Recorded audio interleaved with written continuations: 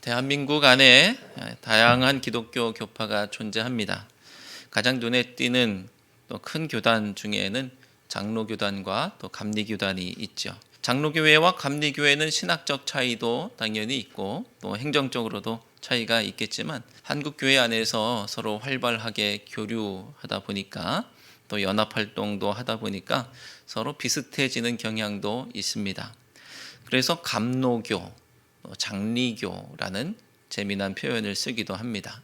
서로가 이 장로교회인데 왜 감리교 같지?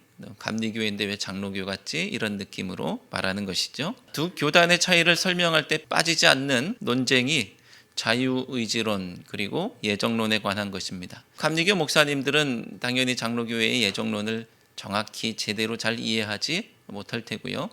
장로교 목사님들도 감리교회의 자유의지론에 대해서 제대로 이해하지 못하는 것이 사실일 겁니다.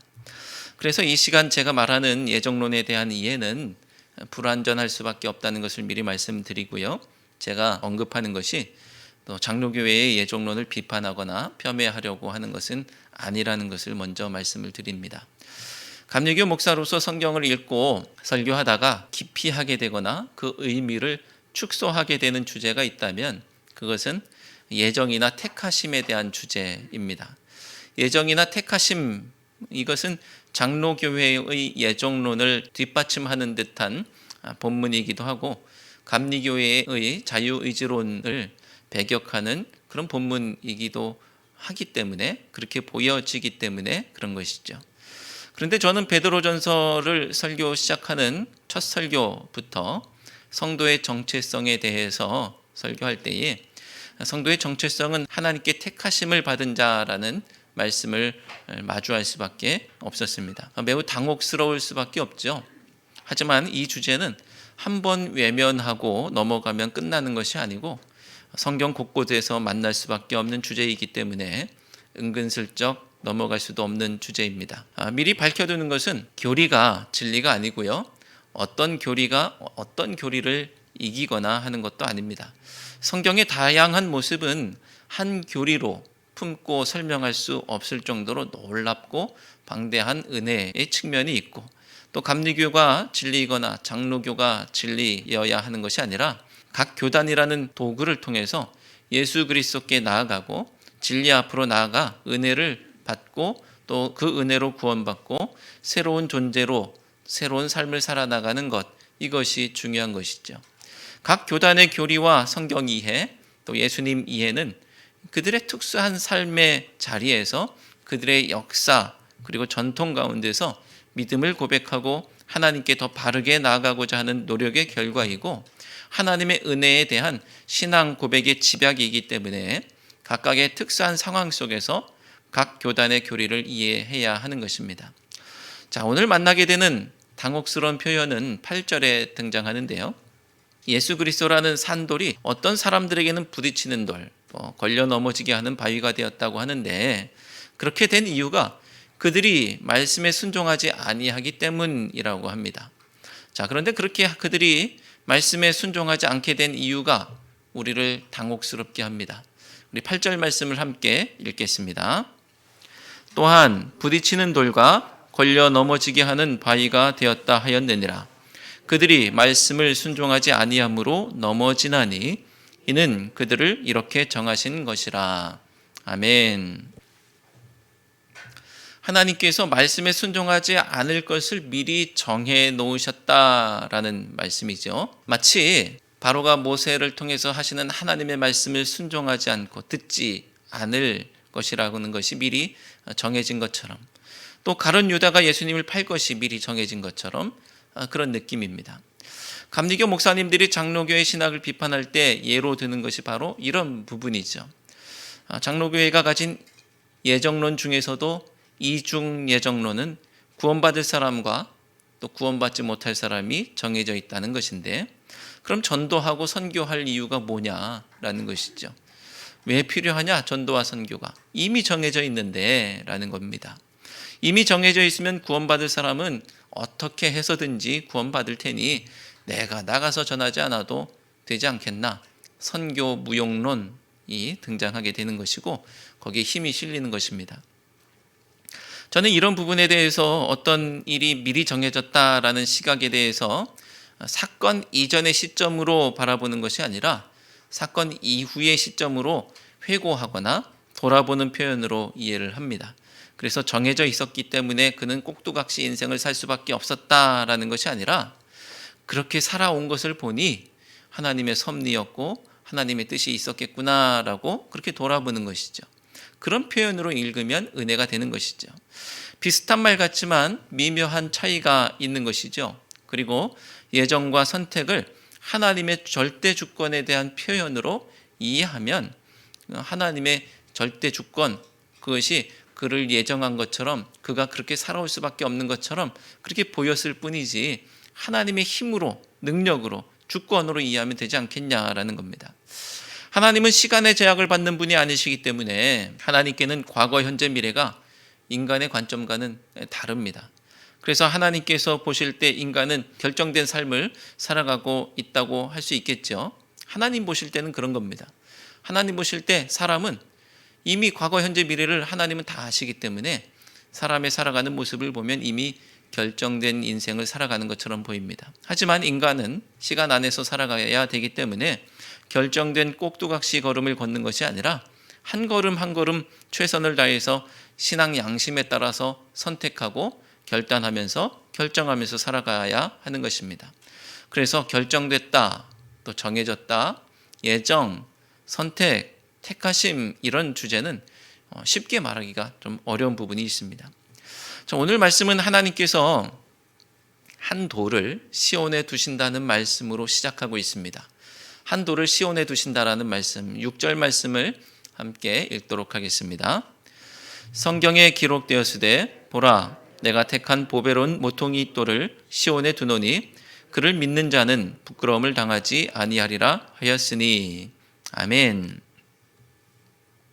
하나님께서 보배로운 모퉁이 돌을 시온에 둔다라고 말씀하셨어요. 자, 이사야 말씀을 인용한 말씀인데 이것이 구약에서 어떤 의미였는지보다는 지금 베드로전서 상황 속에서 어떻게 쓰이고 있는지가 더 중요한 것 같아요. 시온은 예루살렘 성전이 있던 곳이죠. 서신이 쓰이고 읽힐 때는 이미 예루살렘 성전은 파괴되고 없습니다. 파괴된 이후입니다. 거기에 보배로운 모퉁이 돌을 둔다라는 것은 성전을 대체할 새로운 성전 예수 그리스도를 터로하여서 신령한 집을 짓겠다라는 말씀입니다. 이것은 마치 예수님께서 요한복음 2장 19절에서 하신 말씀을 연상하게 하죠. 너희가 이 성전을 헐라 내가 사흘 동안에 일으키리라. 예수님께서 성전을 바라보시며 그렇게 말씀하셨죠. 유대인들은 이 말을 믿지 않았죠. 예수님의 제자들도 예수님께서 돌아가신 후 죽은 자들 가운데서 살아나신 후에야 이 말씀을 기억하고 믿었다라고 말씀하고 있죠. 그리고 6절을 통해서 연상할 수 있는 말씀이 또 있는데 사도행전에서 스데반 집사는 이 한편의 설교를 장황하게 하게 되는데요. 그 설교를 통해서 유대인들의 미움을 사게 됩니다. 그래서 그 자리에서 돌에 맞아 죽게 되죠. 그런데 그 설교의 내용이 무엇이냐 하면 하나님께서는 손으로 만든 성전에 계시지 않는다라는 얘기예요. 어떻게 보면 유대인들이 볼 때는 자기들의 성전을 폄훼하고 업신여기는 듯한 신성모독적인 표현으로 그들은 받아들였을 겁니다. 이런 말은 유대인들을 자극하는 가장 확실한 방법이죠. 자, 그러니 시온에 예수님이라는 산돌을 두시고 예수님을 터로해서 신령한 집을 지으시겠다라는 하나님의 말씀은 유대인들 입장에서는 당혹스러울 수밖에 없는 상황입니다. 넙죽 아멘 할 수가 없어요. 그 말씀을 듣고 아멘 할 수가 없습니다. 7절 8절 말씀을 보면 그들 반응의 핵심은 불신, 믿지 않았다라고 하고요. 그리고 말씀에 대한 불순종, 말씀에 순종하지 않았다고 합니다. 그 결과 예수님은 버려졌고요. 시온에 놓인 그 돌은 그들에게 부딪히는 돌, 또 걸려 넘어지게 하는 바위가 된 것입니다. 그렇다면 하나님은 왜 산돌 예수님을 시온에 두신 것일까요? 설마 걸려 넘어지라고 두셨겠습니까? 내가 쟤들 걸려 넘어지게 하고 멸망하게 하고 죽일 거야 라고 해서 예수님이라는 산돌을 거기에 두셨을까요? 오히려 반대 아닐까요? 산돌이신 예수님, 산돌이시니까 살리기 위해서 두신 게 아닐까요? 모퉁이 돌이신데 신령한 집을 짓기 위해서 두신 게 아니겠습니까? 이것이 하나님께서 시온에 산돌을 두신 이유겠지요. 하지만 성경은 분명하게 그들의 불신과 불순종을 정하셨다라고 말씀하고 있는데, 아니 살리시려면 불순종을 정하실 것이 아니라 믿음을 정하시고 순종을 정하셨으면 얼마나 좋았을까. 내가 너희들을, 저 사람들을 살리려고 여기에 산돌 예수 그리스도를 놓는다. 그러면은 저들이 믿는 것을 정하시고, 그리고 그들이 순종하는 것을 정하셨으면 그냥 우리가 아무것도 안 해도 그냥 자동적으로 그 사람들 믿게 될 텐데, 그런 아쉬움이 있죠. 자, 이 딜레마를 어떻게 해결해야 할까요? 하나님께서는 오히려 불신하게 하시고 불순종하게 하는 것을 미리 정하셨답니다. 이 딜레마를 어떻게 해결할 것이냐, 이 문제를 푸는 것이 오늘 설교의 방향입니다. 마치 멸망이 정해진 것 같은 사람들이지만 하나님께서 그 멸망의 땅에 예수 그리스도라는 돌을 투척하신 이유가 그들을 살리시려는 것이라는 것은 이런 의미가 있습니다. 성도들에게 사명이 있다라는 거예요. 죽이려고가 아니고 살리시려고 그들에게 산돌 예수님을 두셨다. 그런데 불신과 불순종을 정해 놓으셨다. 이것은 반대로 성도들에게 사명이 있다라는 이야기를 알려주는 것입니다. 하나님께서는 성도들을 왜 택하셨느냐? 지난 시간에는요, 신령한 집으로 세워져서 그 집의 용도에 맞게 제사 잘 드리라고 우리를 택하셨다라고 살펴보았는데, 오늘은 두 번째예요. 오늘 두 번째 살펴볼 그 이유 9절 말씀을 통해서 확인할 수가 있습니다. 9절 말씀 함께 읽겠습니다. 그러나 너희는 택하신 족속이요 왕 같은 제사장들이요 거룩한 나라요 그의 소유가 된 백성이니 이는 너희를 어두운 데서 불러내어 그의 기이한 빛에 들어가게 하신 이의 아름다운 덕을 선포하게 하려 하심이라. 아멘. 하나님께서 우리를 부르신 이유, 이는 너희를 어두운 데서 불러내어 그 기이한 빛에 들어가게 하신 이의 아름다운 덕을 선포하게 하려 하심이라. 오늘 설교 제목이죠. 사실 그들이 불신하고 말씀에 불순종하는 모습을 보면 그들이 멸망받도록 정해진 것 같아 보입니다. 저 사람들 정해져 있어. 저렇게 불신하는 모습 보면, 순종하지 않는 모습 보면 그 사람들 멸망할 것으로 정해진 것 같아 라는 것이 우리의 마음이죠. 그래서 선교 무용론에 의거해서 전도할 필요도 없을 것 같이 보이죠. 그런데 그것은 하나님께서 우리를 택하신 이유입니다. 그것은 오히려 하나님께서 우리를 택하신 이유예요. 하나님께서 우리를 왜 택하셨느냐? 우리가 주님의 아름다운 덕을 선포해서 그들도 함께 구원받고 함께 신령한 집으로 세워지고 함께 하나님의 백성이 되고 함께 긍휼을 얻게 하도록 하기 위해서 우리를 택하시고 아름다운 덕을 선포하게 하신다는 거예요. 그들이 불신하고 말씀에 불순종할 것으로 정하셨다는 것은 오늘 말씀에 의하면 그들이 자동적으로 믿게 하시는 것이 아니라 성도들의 증거를 통해서, 성도들의 선포를 통해서 믿게 하시겠다라는 말씀이에요. 그래서 우리를 부르셨다라는 것입니다. 하지만 이게 가능한 일인가? 그들이 어떤 사람들인데? 그들은 성도를 핍박하는 원수 같은 사람들 아니겠습니까? 원수와 한 형제자매가 되고 한 집으로 지어진다는 것은 끔찍한 일이죠. 그들은 그냥 멸망받도록 정해져 있으면 좋을 것 같아요. 나는 내가 좋아하는 사람들과 함께 그렇게 아름다운 집으로 지어져 가면 그게 내 마음이 훨씬 편하죠.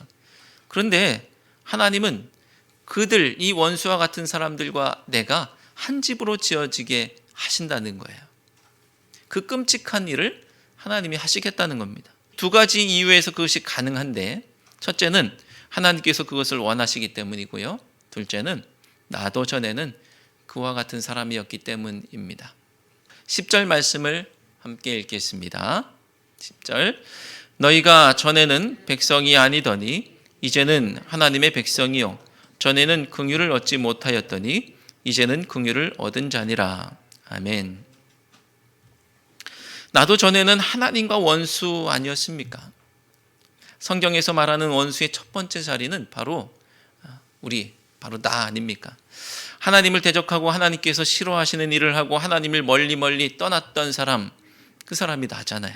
하지만 하나님은 우리를 가만히 내버려 두지 않으시고 예수 그리스도를 십자가에 못 박아 원수였던 우리와 화목하게 하셨습니다. 화목하기를 원하셨고 하나님과 내가 화목하게 되었어요. 로마서 5장 10절 말씀 함께 읽겠습니다. 로마서 5장 10절. 곧 우리가 원수 되었을 때에 그의 아들의 죽으심으로 말미암아 하나님과 화목하게 되었은즉 화목하게 된 자로서는 더욱 그의 살아나심으로 말미암아 구원을 받을 것이니라. 아멘. 우리가 원수였지만 예수 그리스도의 십자가로 말미암아서 하나님과 화목하게 되었다는 거예요. 전에는 우리도 그와 같은 사람이었다는 거예요. 우리도 정해져 있는 것 같아요. 멸망과 죽음이 정해져 있던 사람 같은데 그런데 그것을 뒤집으셨다는 것을 보게 됩니다. 골로새서 1장 21절 22절 말씀도 함께 읽겠습니다.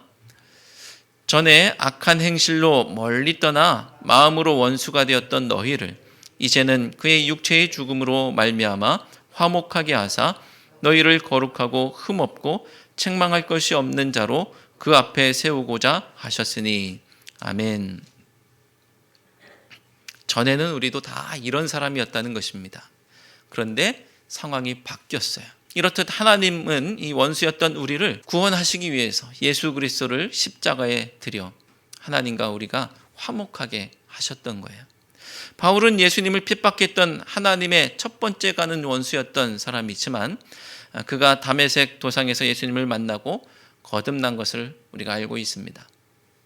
우리나 바울은 마치 멸망받기로 정해진 것처럼 전에는 백성이 아니었지만 이제 하나님의 백성이 되었고 전에는 긍휼을 얻지 못했지만 지금 긍휼을 얻은 자가 되었습니다. 이렇듯 하나님께서 나 같은 사람을 구원하셨다면 그들도 구원하실 수 있지요. 그런데 참 하나님도 매정하시지. 아니 그 일을 나를 통해서 하시겠다는 것입니다. 하나님도 참 매정하시죠. 내 원수 나를 통해서 구원하시겠다고 합니다. 영화에서 잔인한 장면 중에 이런 모습이 있어요. 누가 내 가족을 죽이는데 내 손으로 죽이게 하는 그런 모습이 있죠. 얼마나 잔인합니까? 두 번 죽이는 일 아니겠습니까? 이렇듯 누구의 손으로 행하느냐가 중요한데 내가 예수님을 믿고서 예수님에게 이런 말씀을 듣습니다. 하나님은 나만 사랑하시는 것이 아니라 내 원수도 사랑하신다는 거예요. 그럴 수 있죠. 하나님이시니까 사랑하지 않으실 수가 없습니다. 하나님이시니까 나만 사랑하시는 게 아니라 저 사람도 사랑하시는 건 이해됩니다. 오케이. 하나님께서 나의 원수를 사랑하시는 것은 인정합니다. 그것이 내 신앙에 별 영향이 없다고 한다면, 지장을 주지 않는다고 한다면 그럴 수 있죠. 넘겨버릴 수 있습니다. 그런데 예수님께서는 이런 말씀도 하시죠. 마태복음 5장 43절부터 45절 말씀 우리 함께 읽을까요? 또 내 이웃을 사랑하고 내 원수를 미워하라 하였다는 것을 너희가 들었으나 나는 너희에게 이르노니 너희 원수를 사랑하며 너희를 박해하는 자를 위하여 기도하라. 이같이 한즉 하늘에 계신 너희 아버지의 아들이 되리니 이는 하나님이 그 해를 악인과 선인에게 비추시며 비를 의로운 자와 불의한 자에게 내려 주심이라. 아멘. 율법의 신앙은 이웃을 사랑하고 원수를 미워해도 괜찮았어요. 그런데 예수님 신앙은, 예수님께서 우리에게 가르쳐 주신 신앙은 원수도 사랑하라는 말씀이었어요. 그냥 하나님만 원수를 사랑하시는 게 아니고 너도 원수를 사랑하는 말씀을 주시는 겁니다.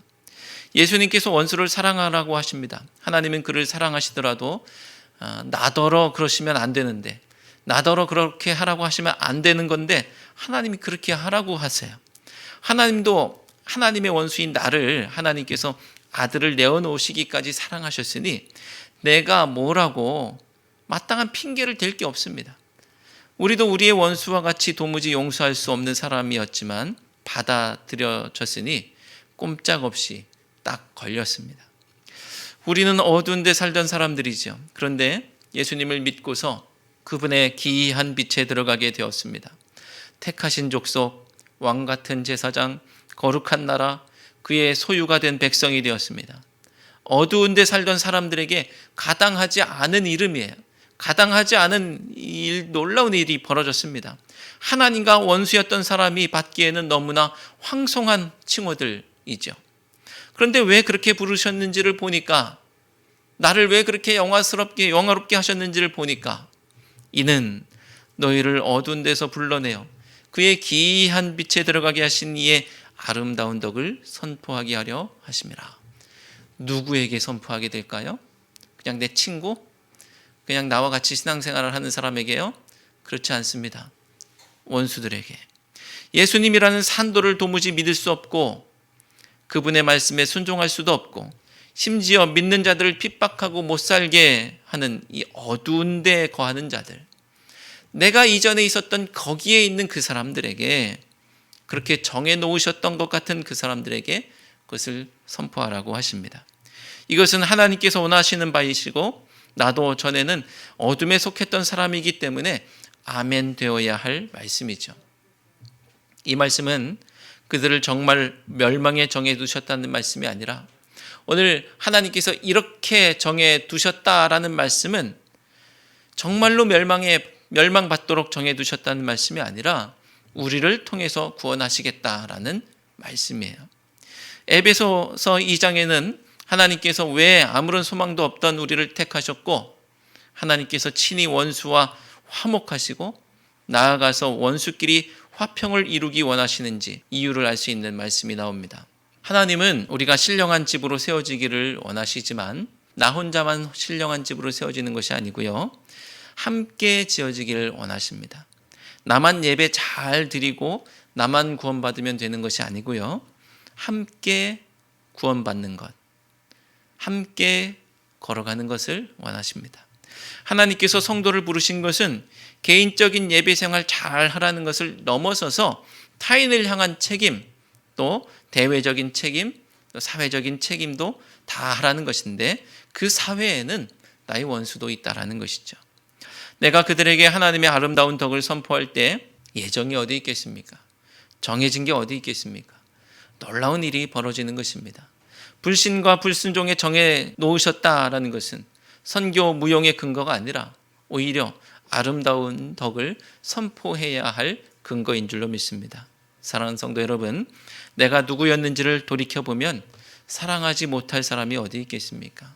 우리가 선포해야 할 아름다운 덕은 바로 원수를 자녀 삼으시고 사랑하시는 놀라운 덕입니다. 이 선포의 대상에 어찌 원수가 빠질 수 있을까요?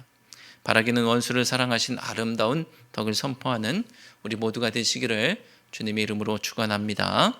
기도하시겠습니다. 하나님, 저희가 전에는 백성이 아니었고 긍휼을 얻지 못하였었지만 이제는 주님의 백성이요 긍휼을 얻은 줄로 믿습니다. 전에는 원수였지만 이제는 자녀인 줄로 믿습니다. 전에는 어두운 데 거했지만 이제는 주님의 기이한 빛에 들어가 주님의 소유가 된 줄로 믿습니다. 주님의 이 아름다운 덕을 선포하게 하시려고 저희를 택하시고 부르신 줄로 믿사오니 덕을 선포하게 하시고 복을 선포하는 저희들 되게 하여 주옵소서. 예배만 잘 드리는 것이 아니라 함께 예배하기 위해 아름다운 덕을 선포하는 자들 되게 하여 주옵소서. 예수님의 이름으로 기도드립니다. 아멘.